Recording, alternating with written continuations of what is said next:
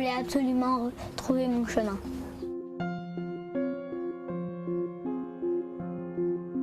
On voulait aller au pic de Néou et il y en avait qui voulaient aller le voir et qui voulaient rentrer parce qu'il faisait du brouillard. Alors nous on est y allés avec mon papy et eux ils sont rentrés.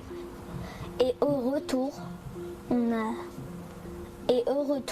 j'ai voulu arrêter de marcher et courir un petit peu et j'ai pu retrouver mon papy. Alors, je me suis dit de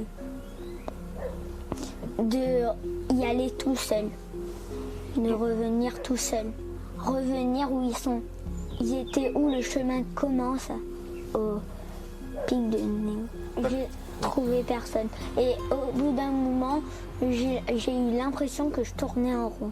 À un moment, j'avais l'impression que je m'étais perdue, mais en fait, je ne m'étais pas perdue. Et c'est quand j'ai fait demi-tour que je me suis perdue. Je me dis que je dois avoir une hauteur pour voir où je suis.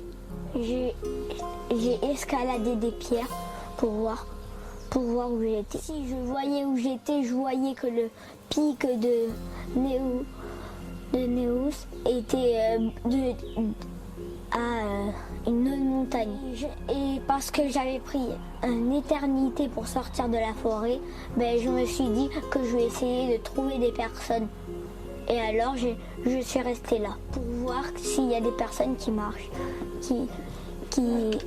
sur le chemin pour voir. Il y a des hélicoptères qui sont passés au-dessus, alors j'ai sifflé avec mon sac. Montre-nous.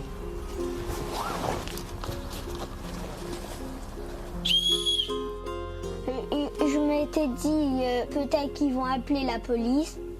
Oui. Et je me suis dit peut-être que c'est pour moi. Et au deuxième hélicoptère, je savais que c'était pour moi. Je me suis dit qu'ils vont prendre beaucoup de temps à me retrouver. Et au bout d'un moment, je vois une personne qui est en train de descendre une autre montagne. Alors je siffle. Et j'avais l'impression qu'elle ne m'a pas écouté, qu'elle n'a pas entendu. Alors je suis descendue des pierres et je l'ai trouvée, la personne. Elle m'a dit qu'elle me cherchait. Je ne savais pas que c'était passé pendant 6 heures, je croyais que c'était 4 heures au moins. Parce que c'était avant midi et midi est passé pendant que j'étais là tout seul. T'as eu faim du coup? Oui, et soif.